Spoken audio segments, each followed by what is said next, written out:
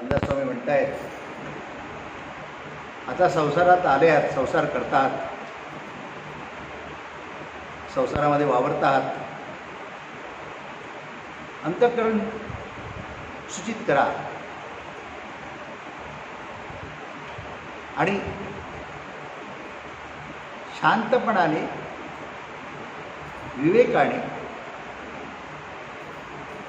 राहा, असं म्हणायचं आहे त्याला. संसार हा मायेने भरलेला आहे. इथे कुठल्याच गोष्टीची शाश्वती नाही आहे. प्रत्येकाला आपल्या देहाची पण शाश्वती नाही आहे.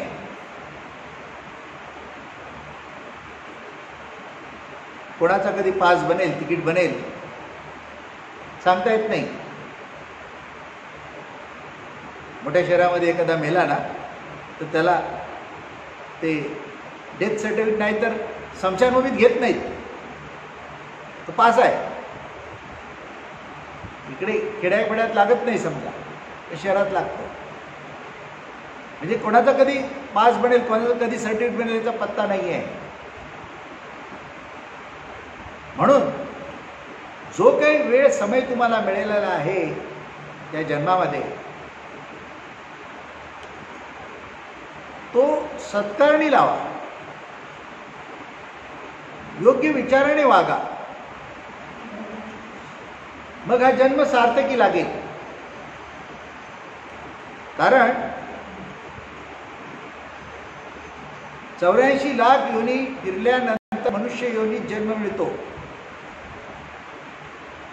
फार दुर्मिळ योनी आहे आणि मतप्रयासाने योनी प्राप्त होते. कारण एकच अशी योनी आहे की या योनीमध्ये तुम्ही 84 लाखाचा फेरा चुकू शकता. जो जन्मफेरा आहे 84 लाख जीव योनीचा, तो या एकाच योनीमध्ये चुकवता येतो, बाकी योनीमध्ये नाही. म्हणून विवेकाने वागा. वास्तविक पाहता जेव्हा तुम्ही प्रपंच करता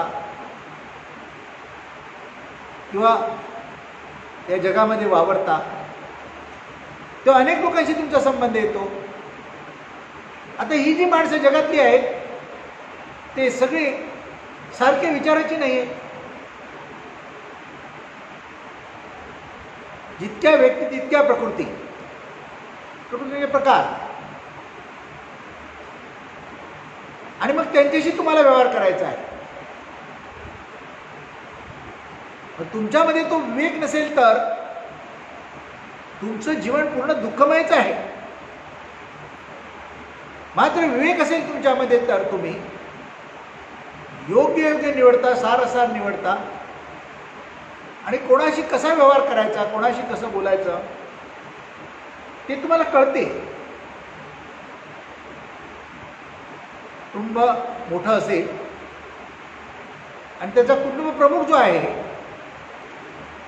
तो सगळ्यांची मनं सांभाळून, सगळ्यांचा विचार करून त्यांना बरोबर घेऊन चालला तर ते कुटुंब चालतं. नाहीतर एकाचं तोंड तिकडे, एकाचं तोंड इकडे, घरामध्ये शांती नाही, समाधान नाही. शेवटी काय त्रासच, दुःखच. ही इतकं सोपं नाही आहे, अवघड आहे. कारण आताच मी म्हणालो व्यक्ती तितक्या प्रकृती. त्या एकत्र कुटुंबामध्ये एवढे लोक असतात, प्रत्येकाचे विचार वेगळे असतात, प्रत्येकाची आवड वेगळी असते, प्रत्येकाची समज वेगळी असते.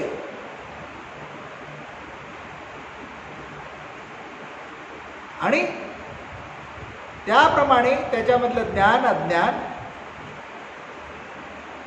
हे अनुभवाला येत असे पावलोपावली. पण त्यांना घेऊन चालणे सोपे नसते. म्हणून जर तो कुटुंब प्रमुख विवेकी असेल विचारी असेल, शांत असेल, प्रसन्न असेल, दुसऱ्याचे अंतःकरण जाणणारा असेल, ज्ञानी असेल, तर त्या घरामध्ये सुख, शांती, समाधान आहे. म्हणून जीवनात काय पाहिजे आहे? तर ज्ञान पाहिजे. ज्ञानाशिवाय जीवन सुखी होत नाही.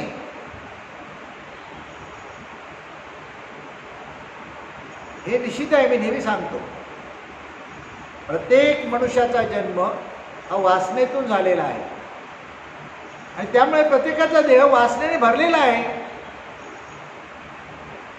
सकाळी जाग आली तर मनोव्यापार चालू होतात. आमचे महाराज म्हणायचे, कोण भेटायला आला की काय म्हणते वासना, काय म्हणते कल्पना, काय म्हणते भावना, असं विचारायचं. म्हणजे जाग आल्यावर म्हणणे चालू झाले. म्हणणे चालू झाले तेव्हा ते मनोव्यापारामध्ये देह मन इंद्रिय काय मागतायत त्याचाच विचार सुरू झाला आणि त्याच्या गरजेचा विचार सुरू झाला. देह मनाच्या आणि इंद्रियांच्या गरजेपोटी संसार निर्माण झाला. नाही तर संसार कशाला निर्माण झाला असता?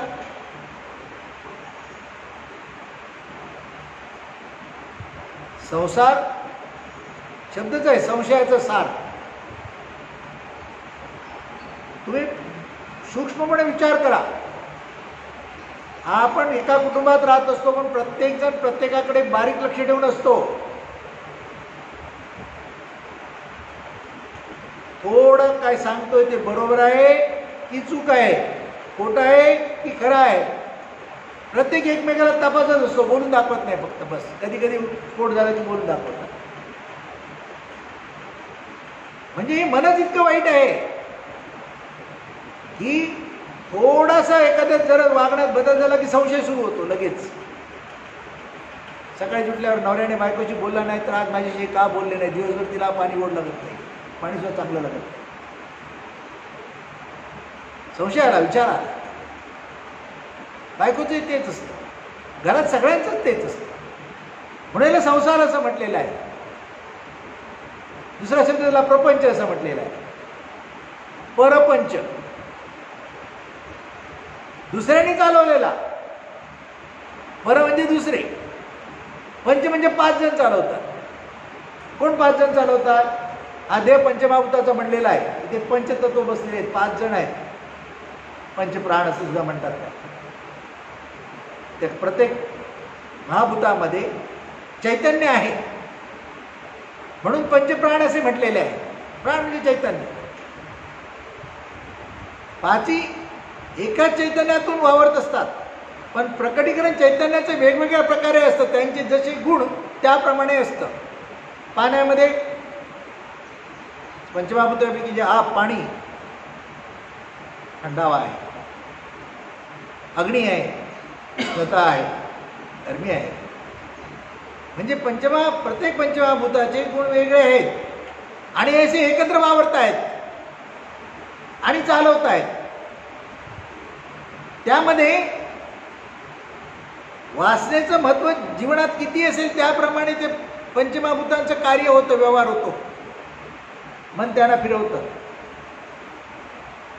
पण जर मी देह नाही मी आत्मा आहे असा भाव असेल तर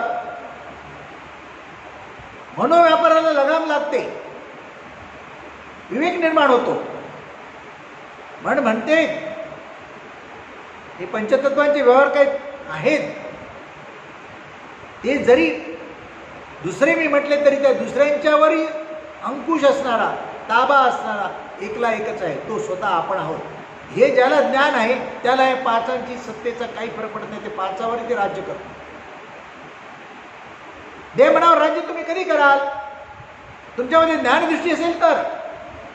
जो आत्मा आहे तुमच्यामध्ये ते आत्मा म्हणजे ज्ञान. वास्तविकता ईश्वर म्हणजे ज्ञान, परमात्मा म्हणजे ज्ञान. हे ज्ञान कसे आहे? शुद्ध आहे, शाश्वत आहे. ह्याला कोणी खोडून काढू शकत नाही. ह्याला कोणी लपवू शकत नाही. मात्र अज्ञानाचे पुट्टे आले की ते थोडे झाकले जाते. म्हणून प्रत्येक व्यक्तीमध्ये त्याचा प्रभाव कमी जास्त दिसतो. ज्याच्यामध्ये अज्ञान खूप भरलेलं आहे त्या व्यक्तीमधलं ज्ञान प्रकट होत नाही. सर्वांमध्ये ते ज्ञान आहे, पण जसं आभाळ आला तर सूर्याचा प्रकाश पोचत नाही. मोठा दिवा लावला आणि एक पडदा आडवा आला, पडदा आडवा ठेवला, तर त्या दिव्याचा प्रकाश पोचणार कसा? पडदा हटवता आला पाहिजे ना. म्हणून आपल्यामध्ये असणार अज्ञान, त्याचा अभ्यास झाला पाहिजे आणि त्या अज्ञानाचा अभ्यास करून ते अज्ञान दूर केलं पाहिजे. मग कुठून सुरुवात करायची? तो लोक सुरुवात दुसऱ्यापासून करतात. म्हणजे घरातला मुख्य असेल किंवा आणखीन कोणी असेल तो आपल्यापासून सुरुवात करत नाही, तो इतर घरातले मेंबर सदस्य आहेत त्यांच्यामध्ये तपासतो. बस तू असं वागलं पाहिजे, तू तसं वागलं पाहिजे, तू हे नाही केलं, तू ते नाही केलं. हा आपल्यामध्ये डोकावून पाहिजे. तर म्हणून प्रत्येकाने आपल्यामध्ये डोकावून पाहिलं पाहिजे, प्रत्येकाने विवेक केला पाहिजे. माझ्यामध्ये चांगले गुण काय आहेत, ते वाईट गुण काय आहेत, माझं मन काय विचार करते, चांगले करते की वाईट करते, माझे विचार कसे आहेत, माझ्यामध्ये मला माझी आवड काय आहे. खाण्यापिण्याच्या आवडीशिवाय माणसाला अनेक आवडी आहेत. मनुष्याचा एक वाईट स्वभाव आहे, दुसऱ्याची निंदा करण्याची आवड खूप असते, दुसऱ्याच्या घरात डोकावण्याची आवड खूप असते, शेजाऱ्याच्या घरात डोकावण्याची आवड खूप असते. मनुष्याचा स्वभाव आहे. आपल्याच डोकावून बघत नाही, त्याच्या ढोंगणाखालचा अंधार त्याला दिसत नाही, त्याच्या घरातले कोणाचे दोष त्याला दिसत नाहीत, बाहेरच्यांचे दिसतं. त्याची चर्चा करतो, त्याची निंदा करतो. त्याने काय होणार आहे? त्याचंच मन दुःखी होणार आहे, अस्वस्थ होणार आहे, बेचैन होणार आहे, त्याचंच काम बिघडणार आहे. मात्र स्वतःमध्ये डोकावून पाहिल आणि आपल्यातले दोष दूर करेल तर शांती लाभेल, समाधान लाभेल आणि दुसऱ्याकडे पाहण्याचा दृष्टिकोन पण बदली होईल आणि तेव्हाच त्याला दुसऱ्याला शिकवण्याचा अधिकार पोचतो. मुक्त होण्याचा किंवा घरात ज्ञानदृष्टीने वागण्याचा किंवा समाजामध्ये किंवा आपल्या वैयक्तिक जीवनामध्ये वागण्याचा अधिकार कधी आहे? आपल्यातले सगळे दुर्गुण आपल्याला अनुभवाला आले, त्याचा त्याग केला आणि आपण परिपूर्ण ज्ञान स्वीकारतो तेव्हा. मग त्याचा विचार कोण करतो का प्रपंचामध्ये, जीवनामध्ये? मृत्यूचा म्हणजे मृत्यू निश्चित आहे, त्याचा पण विसर पडलेला आहे. तरुणपणी म्हणतो, लहानपणी काय म्हणतात, त्याचं खेळण्या बागड्याचं वय आहे, खेळते बागडू दे बस. त्याला कधी आरती करा म्हणून भजन करा, प्रार्थना करणं सांगणार नाही. लाडला किंवा लाडली खूप प्रेम, मग गुण उधळतात, मग रडतात. लहानपणी संसार केले तर शुभम करोती शिकवलं तर, त्याचं महत्त्व शिकवलं तर, उत्तम गुणांचं महत्त्व, सत्वगुणाचं महत्त्व जीवनात काय आहे, लहानपणापासून ते संस्कार घडवावे लागतात, तेव्हा त्याचा प्रपंच चांगला होतो. नाहीतर गुण उधळतात, आईबाबाच्या मध्ये रडण्याशिवाय काही येत नाही. अशा लोकांनी आईबाप होणे सुद्धा पाप आहे असं मी म्हणेन. मुलांवर संस्कार करू शकत नसतील तर, पण ते संस्कार करणे आपण ते असलं पाहिजे, आपण त्या प्रतीचे असले पाहिजे. या समाजात प्रत्ययाचं ज्ञान सांगितलं आहे. प्रत्यय म्हणजे काय? जे निश्चित आहे, पक्क आहे, शाश्वत आहे, ज्याचा ज्ञानदिवा पेटणार आहे, ज्ञानप्रकाश पेटणार आहे आणि सुख शांती समाधान देणार आहे, प्रदान करणार आहे, असा अनुभव तो प्रत्यय. तो प्रत्यय तुमच्यात असेल तर तुम्ही दुसऱ्याला द्याल. तुम्ही सुखी झालेत तर दुसरा सुखी होणार आहे, दुसरा सुखी करू शकणार आहात. पण तुम्ही आतमध्ये झाकून पहा, तुम्ही किती सुखी आहात. वासना कल्पना भावनेमध्ये अडकून गेलेले आहात. वासना कल्पनेचं उगम अज्ञानात आहे आणि शेवटी अज्ञानात आहे. तो पुन्हा पुन्हा जन्ममरणाच्या फेऱ्यात अडकणार आहे. पण ते तो मुक्त झाले पाहिजे. मग द्यायला काय पाहिजे, किती पाहिजे, मन म्हणत असले तरी, आणि ते पूर्तीची सलकाल या सगळ्या गोष्टीचा विवेक घडून त्याप्रमाणे त्याची पूर्तता करता आली पाहिजे. बस. मग कुठलंही वाईट कर्म हातून घडणार नाही, पापाचरण घडणार नाही, जेणे दुःख वाटायला येईल असं काही कृत्य घडणार नाही. म्हणून प्रत्येकामध्ये विवेक पाहिजे. म्हणून आधी आपल्याला तपासा आणि मग इतरांना तपासा. जग सुधारायला गेलात तर तोंडावर पडा. स्वतः सुधाराल तेव्हा तुम्हाला जग सुधारायचा अधिकार आहे. आणि जग सुधारवणं इतकं सोपं नाही आहे, पण आपण सुधारणं सोपं आहे. स्वतःला सुधारवणं सोपं आहे. जेव्हा तुम्हाला कळेल तुमचे मूळ स्वरूप काय आहे, तेव्हा या जगाच्या बाजाराविषयी चिंता उरणार नाही तुम्हाला. जगात वेगवेगळ्या प्रकारचे लोक आहेत, त्यांचं दुःख तुम्हाला वाटणार नाही. दुनियाचंही मायाचंही अशीच असणार. मगाची घरातल्या प्रमुखाचं उदाहरण दिलं, तो ज्ञानी असायला पाहिजे. कशाला म्हटलं की तो पहिलाच विचार कर, हाताची पाची बोटं सारखी नाही तर घरातले माझे सगळे सदस्य सारखे कसे असणार. सगळ्यामध्ये कमी जास्त थोडा दोष असणार, ठीक असू दे ना, काय फरक पडतो, सांभाळून घेतलं पाहिजे, शांती आहे. हा विवेक आपल्यामध्ये असायला पाहिजे. तेव्हा आपण सुधारणार आणि मग इतरांना सुधारायचा आपल्याला अधिकार पोचणार. म्हणून जे व्यवहार तुम्ही करतात ते सगळे तुमच्या ताब्यात नाही आहेत. या जगामध्ये जे काही व्यवहार करतात तुम्ही आणि जे तुम्ही अवलंबून आहात जगावर, ते जग सुद्धा तुमच्या मर्जीवर चालणारं नाहीये. किती करा नाही चालणार. पण तुम्ही अज्ञानामध्ये हट्ट करता, माझ्या मर्जीने सगळं घडलं पाहिजे. स्वतःविषयी असलं तरी आणि घरातले इतर सदस्य असलं तरी, ते जगाविषयी असलं तरी तुमच्या मर्जीप्रमाणे तुम्हाला आनंद आहे. तुम्हाला आवडणारं पण बोललं की टाळ्या वाजवता, तुमचे दोष दाखवले की त्याची निंदा करता, त्याचा राग करता, त्याच्यापासून दूर पळता. शेवटी काय तुमच्या वाट्याला दुःख आहे ना. म्हणून विवेक करा. जे आहे ते बरोबर आहे, ते त्याने घडवलेलं आहे, त्याने बनवलेलं आहे. जगात चोर आहेत म्हणून पोलीस आहेत, म्हणून पोलीस यंत्रणा तपासते म्हणून राग करायची गरज नाही, चिडाचिड करायची गरज नाही. ती निर्मिती त्याने केली आहे. जगामध्ये जे काही बनलं आहे ते अष्टधा प्रकृती म्हणून 8 तत्व एकत्र येऊन बनलेले आहेत. पंचमहाभूताची पंचतत्वे आणि 3 गुण. आणि तिनामध्ये कधी ऐक्य नेहमी ऐक्यता राहत नाही, ऐक्य होत नाही. कधी ऐक्य असतं, कधी अचानक त्यांच्यामध्ये विरोधाभास असतो. म्हणून या विश्वामध्ये आज हवामानातला बदल किंवा जे आपले दिवसेदिवस जे काही जगामध्ये सारखे बदल होतात, हे सर्व बदल त्याच्यामुळे आहेत. या पंचतत्वाचं जग आहे ना, पंचमहाभूताचं, त्यांच्यामध्ये मेळ नाही आहे. म्हणून परिस्थितीमध्ये कमी जास्त फरक दिसतो. कधी वादळ येतं, चक्रीवादळ येतं, कधी खूप पाऊस पडतो, कधी दुष्काळच पडतो, कधी आता गरमी वाढली आहे. हे जे प्रकार काय होते, पंचमहाभूतांच्या एकमेकांमध्ये संयोग बरोबर नाही आहे, म्हणून ऐक्य नाही आहे, म्हणून, आणि ते ऐक्य राहत नाही. मग देह पंचमहाभूताचं म्हणलं आहे, तिथे ऐक्य कसं असणार. मग देह मनावर विश्वास ठेवून जगाला गेले तर दुःख भोगणार. तर देह मनाला चालवणारा आज जो बसला आहे आत्मा म्हणून, चैतन्य म्हणून, ते तुम्ही आहात. त्या ओळखीने राहायला पाहिजे. मग देह मनावर सत्ता तुमची चालणार. मग काय म्हणते भावना, काय म्हणते कल्पना, काय म्हणते वासना, ह्याचा अभ्यास जरूर झाला पाहिजे. आणि ज्याची काय गरज आहे त्याप्रमाणे त्याची पूर्तता झाली पाहिजे. जास्त त्याच्यात अडकता कामा नये, नाही तर दुःखाला कारण आहे. हा विवेक ज्याचा झाला तो सुखी झाला, तो इतरांना सुखी करतो.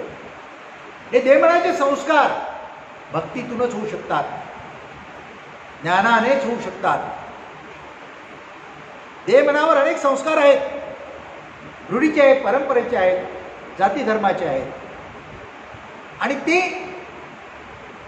जसा काळ चालत आला तसं ते चालत आलेले आहेत. पण काळ बदलला म्हणून काही बदलले नाही आहेत, आम्ही ते धरून चाललेले आहोत. मग काळाच्या युगात त्याचा त्रास होतो. मग काही लोक ते बदलायला जातात, आपण त्याच्यावर टीका करतो, चुकीचं आहे. जशी परिस्थिती आहे तसे राहायला शिकली पाहिजे, तक्रार न करता. कारण सुख कसं आहे, मृगजळासारखं आहे. पंचमहाभूताचं आहे ना, त्याच्यामध्ये ऐकता नाही, दुःखच आहे सगळीकडे.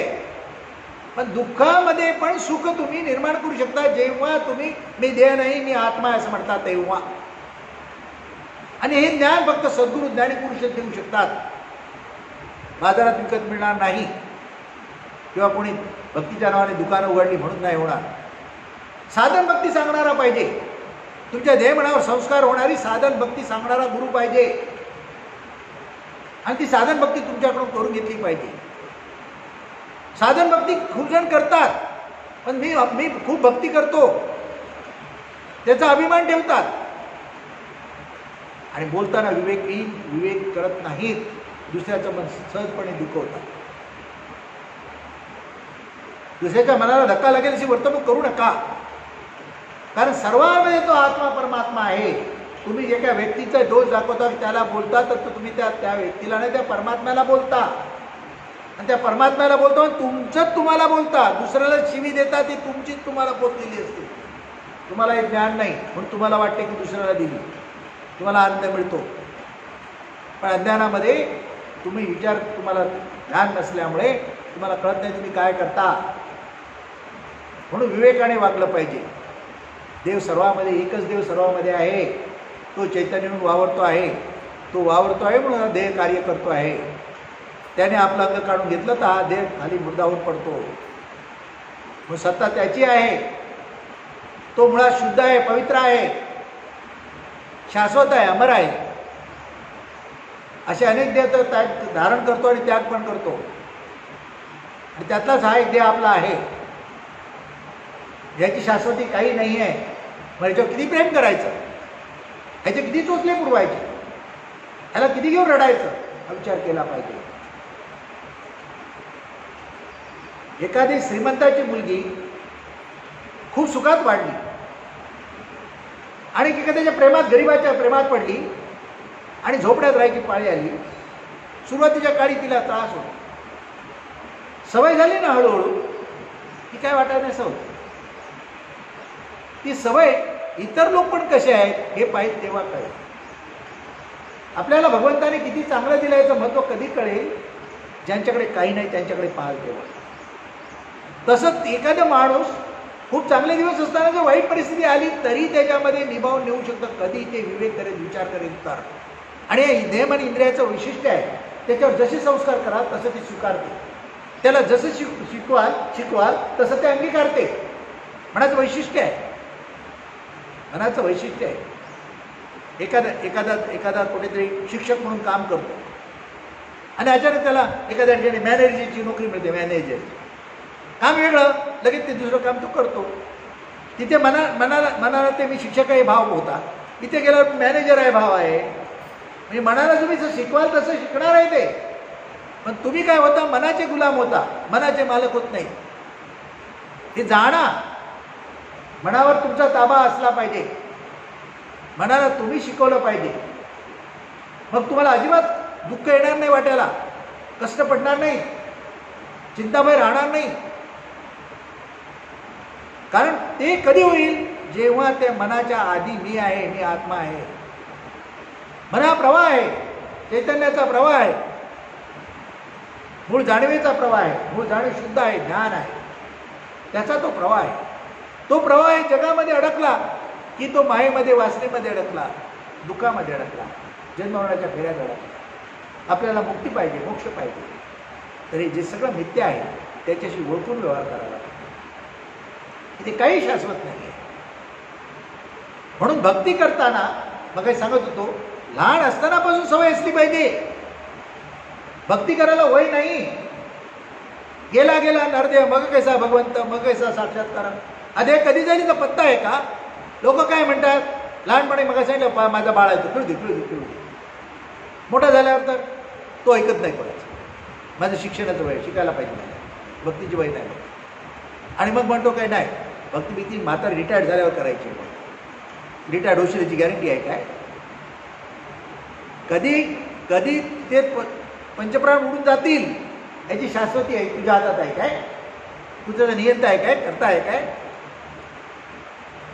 म्हणून ज्या क्षणाला बोध झाला त्या क्षणी सावध झाला पाहिजे आणि त्या क्षणापासून आपल्या स्वरूपाच्या ओळखीने जगलं पाहिजे. बस, काही नाही. परमार्थाला 1 नंबर द्या, प्रपंचाला 2 नंबर द्या. परमार्थ म्हणजे मी आत्मा या भाव, बस, दुसरं काहीच नाही. तो भाव आपला बिघडतो, इकडे तिकडे जातो. म्हणून मठ मंदिरात जाणे, संत साधू सद्गुरूकडे जाणे आहे, थोडा काळ सत्संग करणे आहे, ध्यान साधना करणे आहे. हे करायलाच पाहिजे, तेव्हा ते देह मनावर संस्कार होतात. भजन भक्ती रोजची पाहिजे, नुसते टाळकुटी भक्ती नाही. आणि आपल्यामध्ये तपासत राहा. मग काय सांगितलं ते, माझ्यामध्ये सत्वगुण आहे का, माझ्यातला तमोगुण गेलाय का, माझ्यातला रजोगुण गेलाय का, हे तपासत राहा.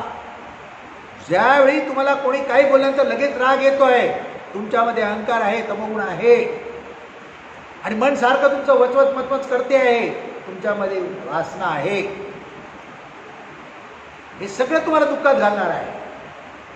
जेव्हा तुम्हाला कोणाविषयी राग येत नाही, आहे ते ईश्वरानेच बनवलं आहे, सर्वांमध्ये तोच आहे, चाललंय ते ठीक आहे, ज्याच्या कर्माचं पण तो भोगेल, माझं काम आहे मी खऱ्याने वागणे, असा भाव करतो आहे.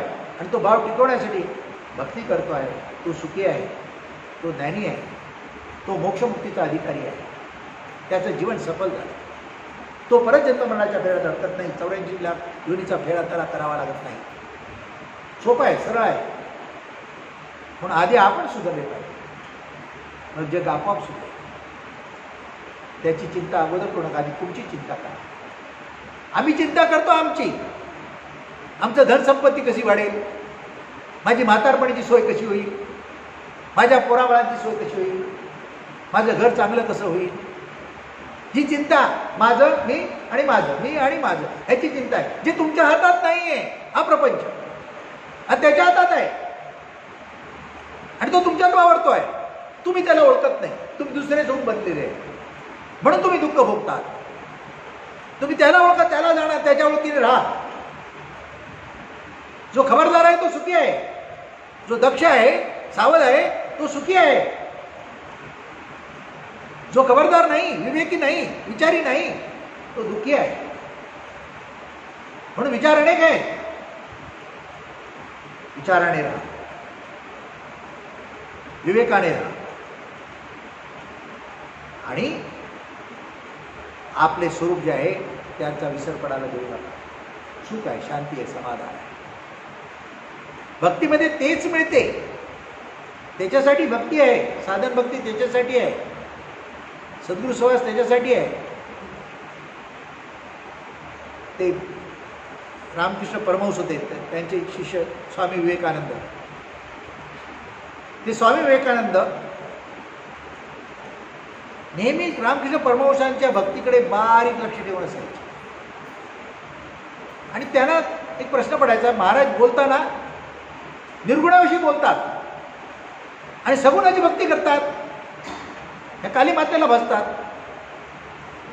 काली मातेला मांसाहारचा प्रसाद चालतो, सगळं इकडे चालतंय. मग त्यांना हे महाराज म्हणजे खरंच ज्ञानी आहेत का, असा त्यांना प्रश्न पडायचा. त्यांना 9 वेळा संशय आला त्यांचा, 9 वेळा सोडून गेले त्यांना, पटत नाही म्हणून. पण प्रत्येक वेळी परत यायचे. मग एक दिवशी विचारलं त्याने, महाराज तुम्ही एवढं चांगलं ज्ञान सांगता, तुम्ही निर्गुणाविषयी बोलता, अद्वैताविषयी बोलता, आणि तुम्ही सगुण भक्ती करता, वेदभक्ती करता, हे दुटप्पी का? इथे थोडा संशय वाटतो, शंका वाटते. तिकडे एक लोटा पडला होता, पाण्याचा लोटा होता. त्यावेळी तांब्याचे पितळेचे लोटे असायचे. लोटा पडला. महाराज काय म्हणाले, तो लोटा बघ जरा, काय वाटतं? नाही, खूप खराब झाला, मळला. मग काय करायला पाहिजे? घासायला पाहिजे. जा घेऊन जा, घासून आण. जा घासून आणला. आता बघ जरा त्याच्याकडे. नाही, छान जातं जरा. काय का बारीक बारीक निरीक्षण काय दिसतं? कसं चला माझं रूप दिसतंय. हा, तुझं रूपच दिसलं पाहिजे. तुझं रूप म्हणजे तुझ्या आत असलेला आत्मा चैतन्य, त्याची ओळख झाली पाहिजे तुला. ती ओळख कधी होईल? तुझ्या देहमनावर जे पुट्टे चढलेत ना, बळ चढलाय ना, वासनेचा, भावनेचा, कल्पनेचा, मीपणाचा, तो दूर झाला पाहिजे. तो दूर होण्यासाठी ही भक्ती आहे. देहमनावर संस्कार होण्यासाठी ही सगुण भक्ती आहे. मूळ स्वरूप परमात्मा निर्गुण निराकारच आहे, एकच एक आहे. जसा त्या लोट्याला नेहमी घासायला पाहिजे, तसं देहमनावर संस्कार, रोज भक्ती पाहिजे, नामस्मरण पाहिजे, साधना पाहिजे, सद्गुण सहवास पाहिजे. नाहीतर मायेने भरलेला बाजार आहे.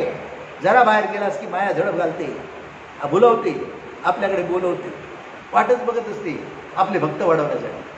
मायेचा भक्त बनू नकोस, त्या परमात्म्याचा भक्त बन. मायेचा भक्त बनला तो जन्ममरणाच्या फेऱ्यात अडकला, तो 84 लाख योनीमध्ये अडकला आणि दुःख भोगतो आहे. पण ही योनी मिळाली, या योनीमध्ये सत्कर्म कर, सद्भक्ती कर आणि स्वस्वरूपाची ओळख करून घे, आत्मप्रचिती घे, मुक्त होणार. ते होण्यासाठी मात्र भावना, वासना, कल्पनेच्या मायाजाळातून मुक्त झालं पाहिजे. ते कधी मुक्त व्हाल? हे सगळं मिथ्या आहे ते कळेल. काही सत्य नाही, सारखं बदलणार आहे.